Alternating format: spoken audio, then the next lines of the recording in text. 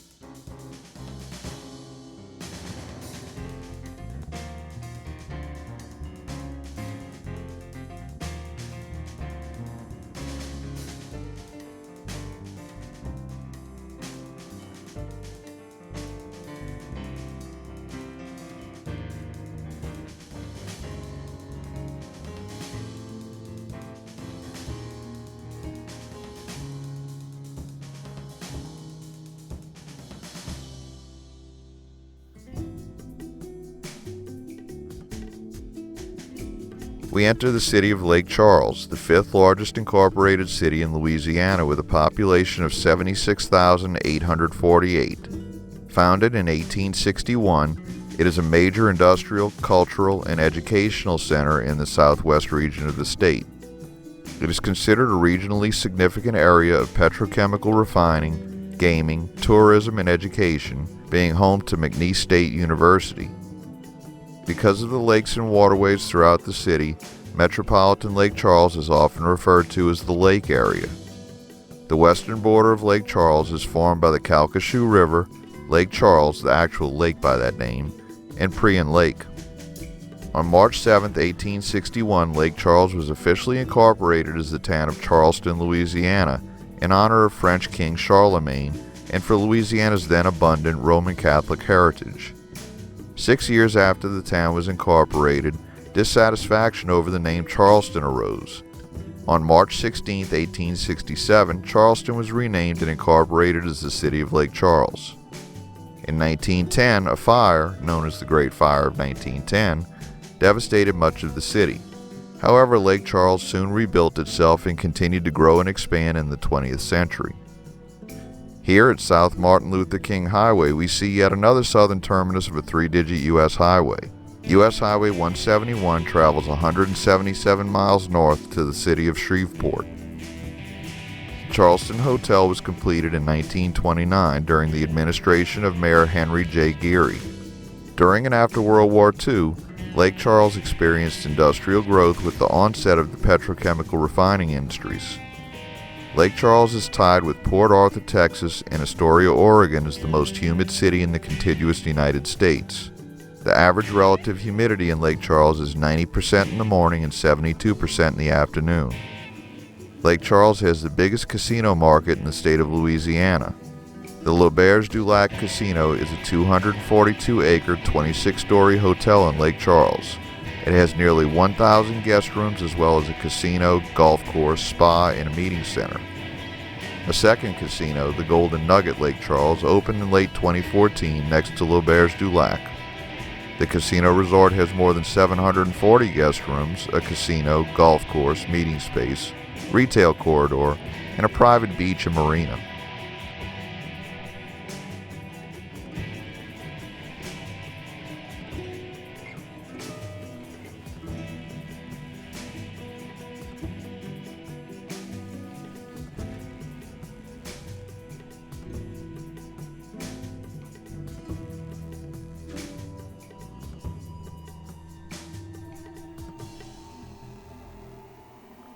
As we approach the Calcasieu River, US-90 merges with I-10 for several miles.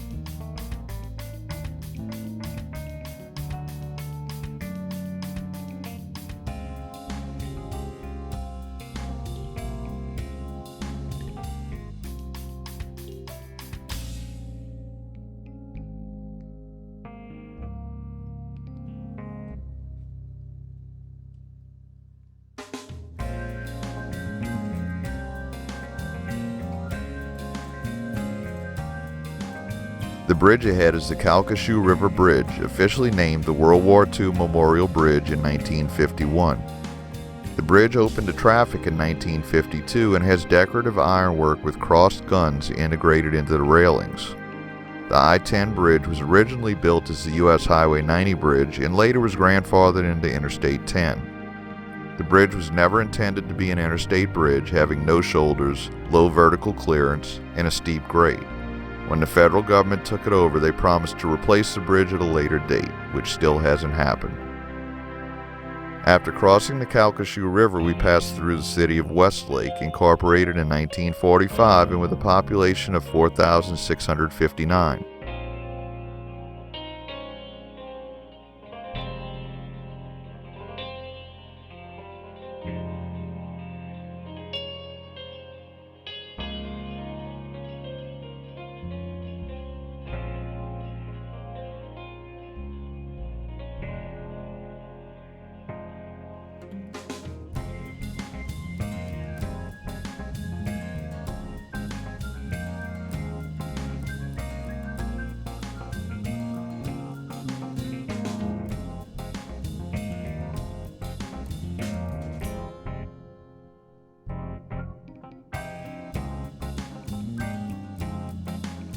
We exit I-10 at PPG Drive, named for a major manufacturing plant based in the Lake Charles area.